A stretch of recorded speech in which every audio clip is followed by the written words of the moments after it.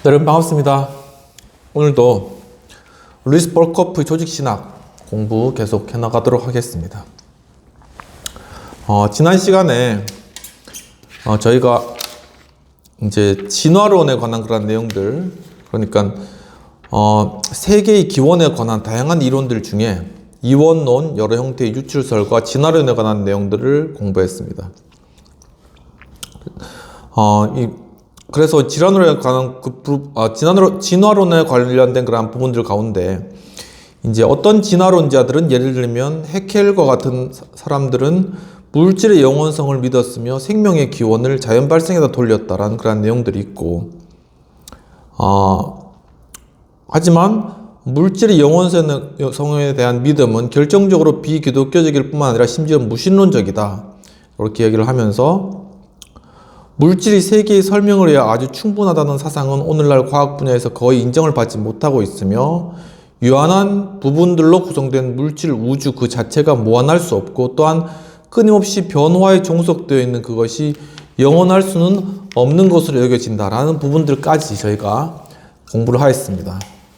그럼 그 뒤를 이어서 계속 그 진화론자들이 주장하는 그런 내용들에 대해서 좀 더 이제 살펴보고, 영적인 세계의 창조라는 그러한 단원으로 들어가서 좀 더 살펴보도록 하겠습니다. 함께 주기도문으로 기도하시고 오늘 공부 시작하도록 하겠습니다. 하늘에 계신 우리 아버지여, 이름이 거룩히 여김을 받으시오며 나라의 임하옵시며 뜻이 하늘에서 이룬 것 같이 땅에서도 이루어지이다. 오늘날 우리에게 일용할 양식을 주옵시고, 우리가 우리에게 죄 지은 자를 사하여 준 것 같이 우리의 죄를 사하여 주옵시고, 우리를 시험에 들지 말게 하옵시고 다만 악에서 구하옵소서. 대개 나라와 권세 영광이 아버지께 영원히 있사옵나이다. 아멘.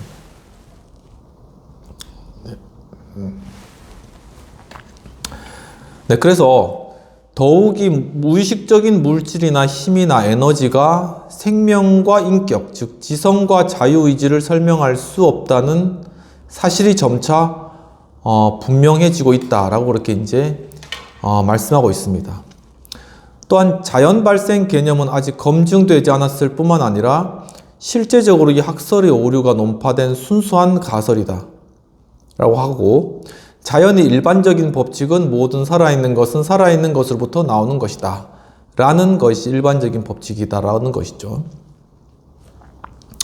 이제 두 번째, 다른 진화론자들은 그들이 유신론적인 진화라고 부르는 것을 또 옹호하기도 한다고 합니다. 진화론의 다른 분파인데 좀 기독교적인 어떤 그런 색채를 가진 진화론인 것이죠. 이것은 대체로 자연의 불변적인 법칙들에 따라서, 그리고 물리적인 세력에 의해서만 역사하지만 때로는 직접적으로 기적적인 개입, 예컨대 절대 시작의 경우나 생명의 시작이나 이성적이고 도덕적인 존재의 시작의 경우에서와 같이 역사하시는 하나님의 존재를 우주의 배경으로 가정한다라고 이야기하고 있습니다. 이것은 종종 임시 변통, 스탑갭이란 이론이라는 조소를 받기도 하였는데, 이것은 자기 발밑에 갈라진 틈 위에 있는 자연을 돕도록 간헐적으로 하나님의 도움을 요청하는 실제로 당황한 어린이다, 이렇게 이야기를 하고 있습니다.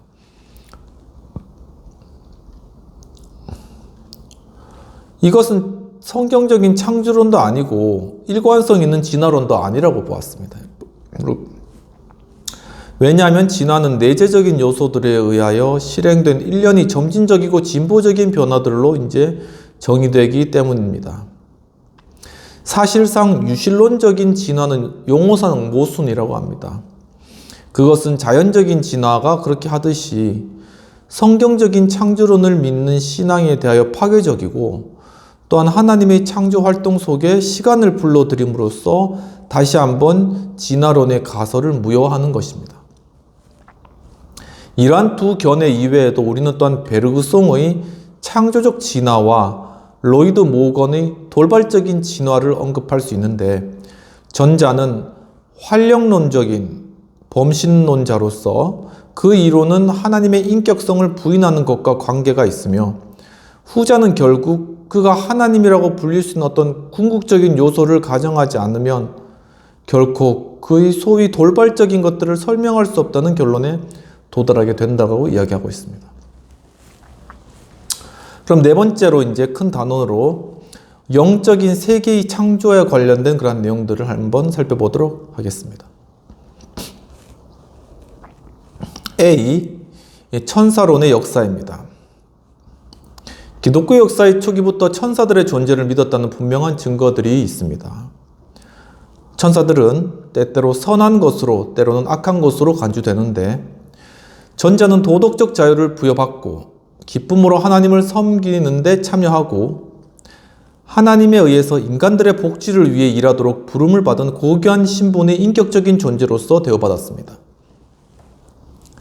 초대 교부들 가운데 어떤 이들에 따르면 그들은 훌륭한 영체를 가졌습니다. 일반적으로 모든 천사들은 선하게 창조되었으나 어떤 천사들은 자유를 남용하여 하나님으로부터 떨어졌다고 그렇게 믿었습니다.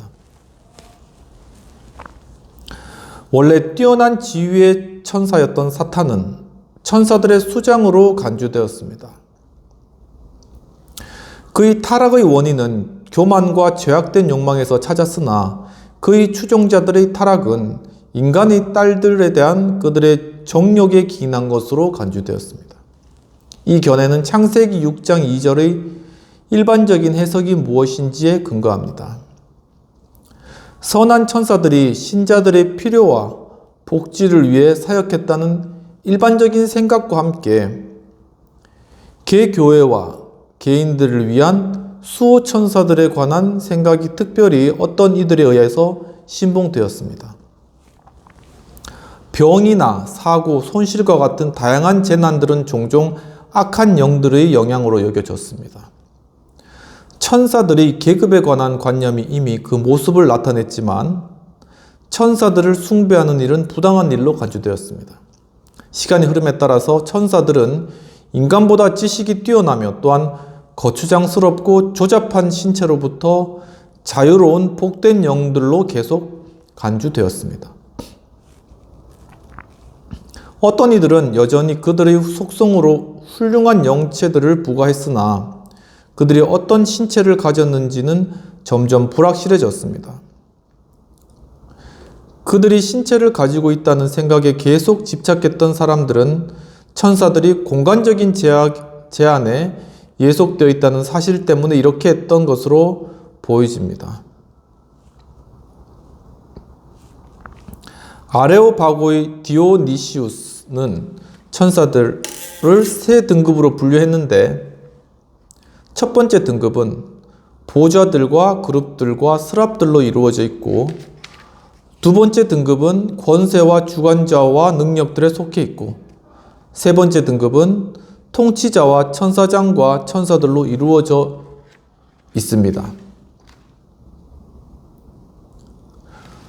첫 번째 등급은 하나님과 가장 가까운 교제를 나누는 것으로 묘사되었고 두 번째 등급은 첫 번째 그룹의 천사들에 의해서 계몽되고 세 번째 등급은 두 번째 그룹의 천사들에 의해서 계몽되는 것으로 묘사되었습니다. 이 분류는 후대의 몇몇 저자들에 의해서 채택되었습니다. 아우구스티누스는 선한 천사들이 견인의 은사로 말미암은 그들의 복종에 대해 보상받았으며 그 은사와 더불어 그 천사들이 결코 타락하지 않으리라는 확신이 있었다는 사실을 강조했습니다. 교만은 여전히 사탄의 타락의 원인으로 간주되었으나 나머지 천사들이 인간의 딸들에 대한 정욕의 결과로 타락하였다는 관념은 비록 어떤 이들에 의해 여전히 주장되었지만 창세기 6장 2절에 대한 더 나은 주석 작업의 영향으로 점차 사라졌습니다. 유익한 영향력은 타락하지 않은 천사들에게서 기인하며 타락한 천사들은 인간의 마음을 부패시키고 이단을 자극하며 질병과 재앙을 일으키는 것으로 간주되었습니다. 많은 기독교 개종자들의 다신적인 경향들이 천사 숭배의 경향을 조장하였습니다. 그러한 천사 숭배는 공식적으로 4세기에 라오디게아에서 개최된 공의회에서 정죄되었습니다. 중세기 동안에 여전히 일부에서 천사들이 영체를 가지고 있는 것으로 생각하는 경향이 있었으나 그들이 신체를 가지고 있지 않다는 것이 일반적인 견해였습니다. 출현은 계시적인 목적을 위하여 그들이 일시적인 신체 형태를 취했다고 가정함으로써 설명되었습니다. 몇 가지 사항들이 스콜라 철학자들 가운데 논의되었는데 천사들의 창조 시기에 관한 지배적인 견해는 그들이 물질적인 우주와 동시에 창조되었다는 것입니다. 어떤 이들은 천사들이 은혜의 상태에서 창조되었다고 주장했으나 좀 더 일반적인 견해는 그들이 단지 본성적인 완전 상태에서 창조되었다는 것입니다. 천사들이 어떤 장소에 있을 수 있는가에 관해서는 견해 차이가 거의 없는데 이 문제에 관한 일반적인 대답은 긍정적이었습니다. 비록 신체만이 공간에서 제한적이기 때문에 공간에서의 천사의 현존이 제한적인 것이 아니라 일정한 데피니티브란 것이라는 점에서 지적되긴 했지만 말입니다. 모든 스콜라 철학자들이 천사들의 지식이 제한적이라는 데 동의했으나 토마스 주의자들과 스코투스 주의자들은 이 지식의 본성에 관한 견해가 상당히 달랐습니다. 천사들이 그들의 창조 시에 주입된 지식을 받았다는 사실은 모두가 동의했으나 토마스 아퀴나스는 둔스 스코투스가 긍정한 것과는 달리 그들이 자신의 지적인 활동에 의하여 새로운 지식을 얻을 수 있다는 것을 부인하였습니다. 토마스 아퀴나스는 천사들의 지식이 순전히 직관적이라고 주장했으나 둔스 스코투스는 그것이 또한 추론적일 수도 있다고 주장하였습니다. 수호 천사들의 사상은 중세기 동안 상당히 지지를 받았습니다. 종교개혁 기간 동안에는 천사론에 관한 새로운 이론들이 나오지 않았는데 루터와 칼빈 양자는 천사들의 사역, 특별히 사탄의 존재와 능력에 관해 명확하게 이해하고 있었습니다. 칼빈은 사탄이 하나님의 통제 하에 있으며 때때로 하나님의 도구가 되기도 하지만 그는 제한된 한계 안에서 활동할 수 있을 뿐이라는 사실을 강조했습니다. 개신교 신학자들은 대체로 천사들은 순수한 영적 존재로 간주하였으나 잔키우스와 크로티우스는 계속해서 천사들이 영체들을 가진 것으로 말하였습니다. 선한 천사들의 사역에 관한 일반적인 견해는 구원의 상속자들을 돌보는 것이 그들의 특별 임무라는 것이었습니다. 하지만 수호 천사들의 존재에 관해서는 전혀 의견의 일치가 없었는데 어떤 이들은 이 견해를 옹호했으나 다른 이들은 그것을 반대했고 또 다른 이들은 이 문제를 회피했습니다. 벨기에 신앙 고백은 창조를 다루는 제12조에서 이렇게 말했는데 하나님은 또한 천사도 선하게 창조하셔서 자기의 사자로서 선택된 사람들에게 봉사하도록 하셨다. 그런데 어떤 천사들은 하나님이 창조해 주신 탁월한 성질에서 타락하여 영원히 멸망하게 되었다. 그리고 남은 천사들은 하나님의 은혜로 시종여일 본래의 상태를 유지하고 있다. 악귀들과 악령들은 타락해서 스스로 할 수 있는 만큼 힘껏 하나님과 모든 선한 일의 원수가 되어서 교회와 교회의 개개 회원을 유리하려고 지켜보며 또 그들이 악한 획책으로 모든 것을 파괴하려는 살인자처럼 행한다. 그리하여 자신의 악으로 인한 영원한 정죄를 받아 날마다 무서운 고통을 기다리게 되었다라고 이야기를 했습니다. 현재 이르기까지 로마 가톨릭 교회는 대체로 천사들을 순수한 영들로 간주하지만 에몬스와 에브라르드, 크루츠, 델리취 등과 같은 어떤 개신교 신학자들은 여전히 그들에게 어떤 특별한 종류의 신체를 전가하고 있습니다. 그러나 개신교 신학자들은 대다수는 그들과 반대 입장을 취합니다. 스베덴보리는 모든 천사들은 원래 사람이었고 신체적인 형태로 존재했다고 주장합니다. 천사계에서의 그들의 지위는 이 세상에서의 그들의 삶에 달려 있습니다. 18세기 합리주의는 대담하게 천사들의 존재를 부인하였으며 성경이 천사들에 대해 가르치는 바를 일종의 적응으로 설명하였습니다. 현대 어떤 어떤 현대 자유주의 신학자들은 천사론에 표현된 근본 관념을 유지할 만한 가치가 있는 것으로 간주합니다. 그들은 천사론 속에서 하나님의 보호하심과 돌보심 그리고 도우심의 상징적인 나타남을 발견합니다. 라는 것입니다. 그럼 B, 천사들의 존재에 관한 내용들을 살펴보도록 하겠습니다. 모든 종교들은 영적인 세계의 존재를 인정합니다. 그들의 신화들은 신들과 반신들, 영들, 악마들, 수호신들, 영웅들 등에 대해 말합니다. 특별히 페르시아인들 사이에서는 천사론이 발전되었고 많은 비평학자들은 유대인들의 천사론이 페르시아인들로부터 유래되었다고 주장합니다. 그러나 이는 입증되지 않은 매우 의심스러운 이론입니다. 그것은 천사들이 처음부터 나타났다는 하나님의 말씀과도 조화가 되지 않는 것입니다. 게다가 그 주제에 관하여 특별히 연구하였던 어떤 훌륭한 학자들은 페르시아의 천사론이 히브리인들의 천사론으로부터 유래한 것으로 결론에 도달하였습니다. 교회는 언제나 천사들의 존재를 믿어왔으나 현대 자유주의 신학에 이르러서는 이러한 믿음을 버렸습니다. 비록 현대 신학이 천사 개념이 우리에게 구속사에서 하나님의 생생한 능력, 곧 그의 백성들, 특히 소자들에 대한 특별 섭리를 우리에게 강하게 새겨주기 때문에 아직 유용한 것으로 간주하긴 하지만 말입니다. 비록 라이프니츠나 볼프 그리고 칸트와 슐라이마허와 같은 사람들이 천사계의 존재 가능성을 인정하였고 그들 중 어떤 이들은 심지어 이것을 합리적인 논증으로 증명하려고 시도했지만 철학이 천사들의 존재를 증명하거나 반증할 수 없음은 아주 명백합니다. 그러므로 철학에서 성경으로 돌아가게 되는데 성경은 천사들의 존재를 증명하기 위해서 체계적으로 시도한 적은 전혀 없지만 성경 전체에 걸쳐서 천사들의 존재를 이야기하며 역사서들에서 반복적으로 활동하는 천사를 볼 수가 있습니다. 하나님의 말씀의 권위 앞에서 고개를 숙이는 사람들은 천사들의 존재를 결코 의심할 수가 없는 것입니다. C.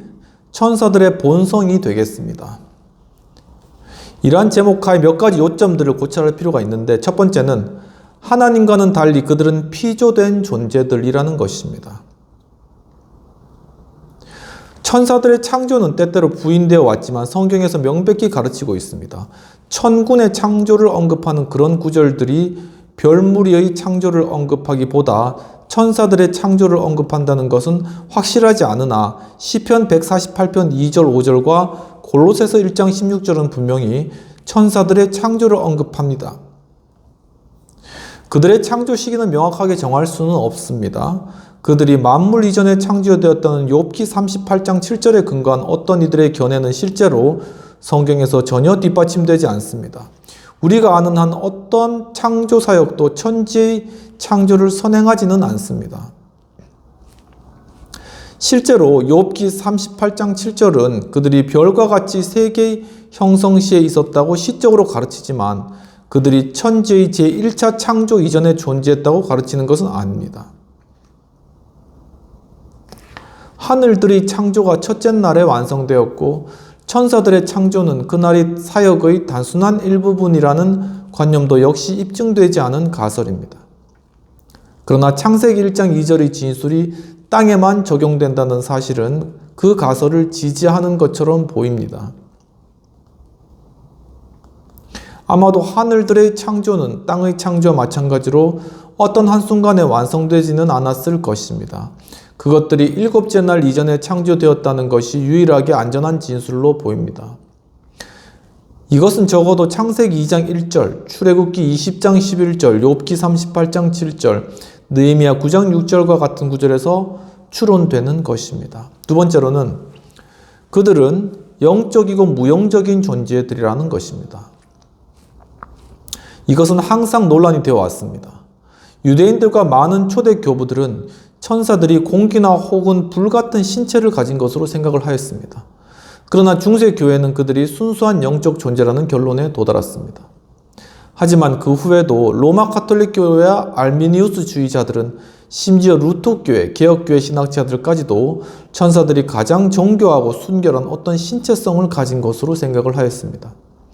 그들은 순수 영적이고 무영적인 성질의 개념을 형이상학적인 것으로 생각할 수 없으며 또한 피조물의 개념과는 맞지 않는 것으로 간주하였습니다. 그들은 또한 천사들이 공간적인 제한에 예속되어 있고 이곳에서 저곳으로 옮겨 다니며 때때로 인간에 의하여 목격된다는 사실에 호소하였습니다. 그러나 이러한 모든 주장들은 성경의 명백한 진술들의 빛을 잃고 맙니다. 그들은 살과 뼈가 없고 결혼하지 않으며 매우 제한된 공간에서 다수로 존재할 수 있으며 보이지 않습니다.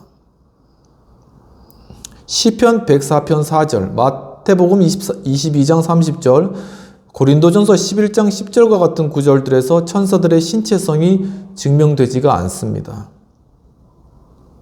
그들이 어떤 경우에 취했던 신체들이 실제적인 것인지 아니면 순전히 외견적인 것인지는 말하기가 어렵지만 이것은 에스겔의 예언과 요한계시록에 나타난 천사들에 관한 상징적인 묘사와 그들의 신체적인 형태로 나타남에 의해서도 입증되지가 않습니다.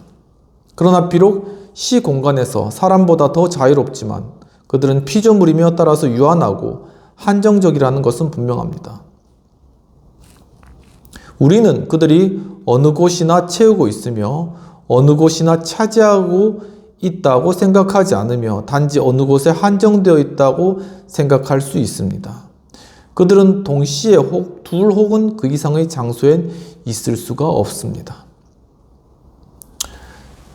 세 번째로는 그들은 이성적이고 도덕적이며 불멸하는 존재들이라는 것입니다.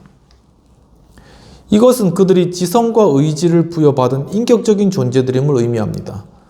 그들의 지성적인 존재들이라는 사실은 그들이 영들이라는 사실로부터 즉시 추론할 수도 있겠으나 성경에서 명백하게 가르치고 있습니다. 전지하지는 않지만 그들은 지식에 있어서 인간을 능가합니다. 게다가 그들은 도덕적인 본성들을 소유하고 있으며 따라서 도덕적인 의무감 아래에 있어서 순종에 대해서는 보상을 받고 불순종에 대하여는 처벌을 받게 되는 것입니다. 성경은 거룩한 천사들로 충성되이 남아있는 천사들을 언급하며 거짓말과 죄를 지음으로 타락한 천사들도 묘사하고 있습니다. 선한 천사들은 또한 그들이 죽음에 예속되어 있지 않다는 의미에서 불멸합니다. 그런 점에서 하늘의 성도들도 그들과 같은 것이라고 하였습니다. 이 모든 것에 더하여 그들에게 큰 권세가 부여되었습니다. 그들은 하나님의 군대, 즉 힘있는 용사들의 무리를 이루며 항상 주의 명령을 준행할 준비가 되어 있습니다. 그리고 악한 천사들은 사탄의 군대를 이루어 주의 사역을 파괴하려고 하는 것입니다. 네 번째로는 그들은 일부는 선하고 일부는 악하다라는 것입니다. 성경에서 천사들이 원상태에 관한 내용은 아주 미미합니다. 하지만 우리는 하나님의 창조 사역의 끝에 하나님께서 그가 만드신 모든 것을 보시고 보시기에 심히 좋았다고 한 것을 읽을 수가 있습니다. 더구나 요한복음 8장 44절, 베드로후서 2장 4절, 유다서 6장은 천사들이 원래의 선한 상태를 전제로 합니다. 선한 천사들은 디모데전서 5장 21절에서 택하심을 받은 천사들이라고 불립니다. 그들은 모든 천사들이 받은 바 자신들의 지위를 충분히 유지할 수 있게 해주는 은혜에 더하여 특별한 견인의 은혜를 받았는데 그것에 의하여 그들은 자신들의 지위를 더욱 견고히 하게 되는 것입니다. 천사들의 타락의 시기와 특성에 관한 쓸모없는 사변들이 많이 있었습니다. 하지만 개신교 신학은 선한 천사들이 그들의 원 지위를 지켰고 그들의 지위를 견고히 하였으며 이제는 죄를 지을 수 없다는 것을 아는 정도에서 대체로 만족하고 있습니다. 그들은 거룩한 천사들로 불릴 뿐만 아니라 빛의 천사들로도 불립니다. 그들은 언제나 하나님의 얼굴을 뵙고 하나님의 뜻을 행하는 우리의 본보기로서 불멸하는 생명을 소유하고 있습니다. D로서 천사들의 수와 조직이 되겠습니다. 첫 번째는 천사들의 수가 되겠습니다. 성경은 천사들의 수에 관해 명확하게 이야기하고 있진 않으나 그들이 강한 군대를 이루고 있다는 사실은 아주 분명히 언급합니다. 그들은 거듭 천군 혹은 하나님의 군대로 불리는데 이 용어 자체는 이미 상당한 수를 지적하고 있습니다. 신명기 33장 2절의 소리는 여호와께서 시내산에서 오시고 1만 성도 가운데서 강림하셨고 받고 라는 구절을 읽으면서 시편 68편 17절에서는 또 시인이 하나님의 병거는 천천히요 만만이라 주께서 그 중에 계심이 신의 산 성소에 계심과 같도다 라고 노래하고 있습니다. 예수님이 더러운 귀신에게 물었을 때 그 귀신은 내 이름은 군대니 우리가 많음이니이다 라고 대답하였습니다. 로마 군대는 항상 동일하지 않았고 그 병력 수가 시대에 따라서 줄곧 3,000명에서 6,000명 사이에서 수시로 변화했습니다. 겟세마네에서 예수님은 그를 잡으러 온 무리에게 너는 내가 내 아버지께 구하여 지금 12군단 더 되는 천사를 보내시게 할 수 없는 줄로 아느냐라고 말하였습니다.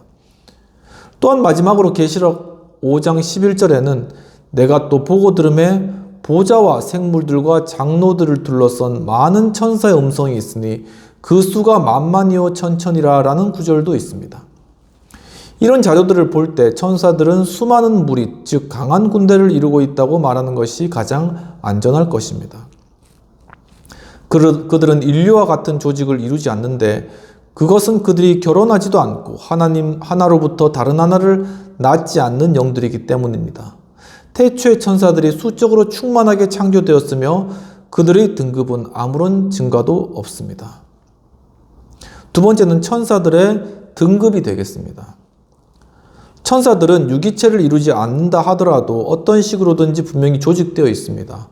이것은 천사라는 일반 명칭과 나란히 성경이 천사들의 다른 등급들을 표시하기 위해 어떤 특별한 이름들을 사용하고 있다는 사실에서 추정됩니다.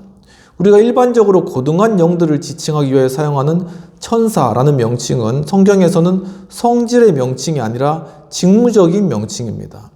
히브리어 말라크는 단순히 사자를 의미하며 또한 사람들에 의하여 혹은 하나님에 의하여 보내어진 사자를 의미합니다. 헬라어 앙겔로스도 역시 종종 인간들에게 적용됩니다. 성경에 나오는 모든 영적인 존재들을 위한 일반적이고 구별된 명칭은 없습니다. 그들은 하나님의 아들들, 영들, 성도들, 순찰자들로 불립니다. 하지만 천사들이 여러 등급을 지칭하는 몇 가지 특징적인 명칭들이 있습니다. 첫 번째는 그룹이라는 것입니다. 체루빔. 그룹은 성경에서 반복해서 언급됩니다. 그들은 낙원의 입구를 지키며 속죄소를 응시하고 하나님이 땅으로 내려오시는 병거를 구성합니다.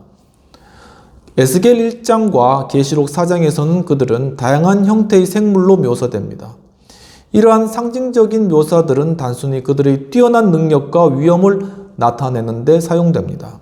그들은 다른 피조물보다 훨씬 더 하나님의 능력과 위엄과 영광을 계시하며 에덴 동산과 성막과 성전 그리고 하나님의 이 땅으로의 강림에서 하나님의 거룩함을 수호할 운명을 타고났습니다. 두 번째는 스랍이 되겠습니다. 천사들과 관련된 어떤 계급은 이사야 6장 2절 6절에서 언급된 스랍들입니다. 그들 역시 상징적으로는 인간의 형태로 묘사되지만 6날개가 있어서 둘로는 얼굴을 가리고 둘로는 발을 가리며 둘로는 주의 명령을 신속히 수행합니다. 그룹들과는 달리 스랍들은 하나님의 하늘 임금의 보좌를 둘러싼 종들로서 수종을 들고 있으며 그를 찬양하고 또한 그의 명령을 수행하기 위해 준비하고 있습니다. 그룹들이 강한 자들인 반면에 그들은 천사들 가운데 존귀한 자들이라고 할 수 있습니다. 그룹들은 하나님의 거룩성을 수호하고 스랍들은 화해의 목적을 위해 봉사하며 이렇게 해서 인간이 하나님께 바르게 나아갈 수 있도록 준비시킵니다. 세 번째는 통치자와 능력, 보좌와 주관자들입니다. 이미 언급한 것 외에도 성경은 어떤 계층의 천사들에 관하여 언급하는데 그들은 천사계에서 통치자와 능력들, 보좌들, 주관자들, 능력들과 같은 권위의 자리들을 점하고 있습니다. 이러한 칭호들은 상이한 종류의 천사들을 지칭하지 않으며 단순히 천사들의 여러 서열 혹은 위계를 지칭하는 것입니다. 네 번째는 가브리엘과 미가엘, 다른 모든 천사들과는 달리 이 두 천사는 그 이름으로 언급되는 것이죠. 가브리엘은 다니엘서 8장 16절, 9장 21절, 누가복음 1장 19, 26절에서 나타납니다. 대다수의 주석가들은 그를 피조된 천사로 간주하지만 이들 중 어떤 이들은 가브리엘이라는 이름이 고유의 이름이라는 사실을 부인하고 그것을 하나님의 사람, 즉 천사의 동혈을 의미하는 일반 명사라고 여깁니다. 그러나 이것은 견지될 수 없는 입장인데 어떤 초대와 투데이 추석가들은 그를 비창조된 존재로 보았고 어떤 이들은 심지어 그가 성삼위의 제3위이며 미가엘은 제2위일 것이라고 주장하였습니다. 그러나 문제의 구절을 단순하게 읽어보면 이러한 해석의 불가능성을 쉽게 알 수 있는데 그는 계시록 8장 2절에서 하나님 앞에 서 있는 것으로 언급되는 7 천사들 가운데 하나일 것입니다. 하나님의 계시를 전달하고 해석해 주는 것이 그의 특별한 임무였던 것으로 보입니다. 미가엘이라는 명칭은 삼위일체의 제2위를 의미하는 것으로 해석되어 왔습니다. 그러나 이것은 가브리엘을 성령과 동일시하지 않는 것과 같이 견지될 수가 없습니다. 미가엘은 다니엘서 10장 13절과 21절, 유다서 9장, 요한계시록 12장 7절에서 언급되는데 그가 유다서 9절에서 천사장이라 불리며 계시록 12장 7절에 그러한 표현이 사용된다는 사실을 보았을 때 그가 천사들 중 중요한 위치를 차지하고 있는 것으로 보여집니다. 다니엘서의 구절들은 미가엘이 그들 중에 우두머리인 사실을 지시합니다. 사람들은 그를 이스라엘의 적들과 영계의 악령들에 대항하여 여호와와의 싸움을 싸우는 용감한 전사로 알고 있습니다. 천사장이라는 칭호가 경우에 따라서는 가브리엘과 소수의 다른 천사들에게도 적용됩니다. 오늘 여기까지 공부하고 다음 시간에 이 천사들의 직무에 대해서 공부하도록 하겠습니다. 함께 기도하겠습니다. 하나님 아버지, 오늘 또한 영적인 세계와 관련되어서 천사의 존재에 관한 내용들을 성경의 여러 구절들과 또한 이론을 가지고 공부할 수 있는 복된 시간 주심을 감사합니다. 주여 말씀을 깊이 깨닫고 또 조직신학을 공부해 나감으로 말미암아 이 영적인 세계를 이해하게 하시고 그 가운데 이루어지는 놀라운 하나님의 섭리와 계획을 발견함으로 말미암아 우리의 눈을 넓혀주셔서 주님의 놀라우신 영적 세계를 발견하고 더욱더 주님을 따라 하나님의 나라의 관점에서 이 세상을 또한 바라보고 정말 이 땅 가운데 그리스도의 군사로서 또한 주님의 일꾼으로 저희들 살아갈 수 있도록 도와주옵소서. 감사하고 모든 말씀 우리 주 예수님 이름으로 기도합나이다. 아멘. 천사라는 그런 개념에 대해서 잘 몰랐는데 또 벌컥 조직신학을 통해서 좀 더 명확하게 알 수 있게 되는 것 같습니다. 계속 좀 기대해 주시고 한 주간 또 평안하시고 다음 주에 뵙도록 하겠습니다. 감사합니다.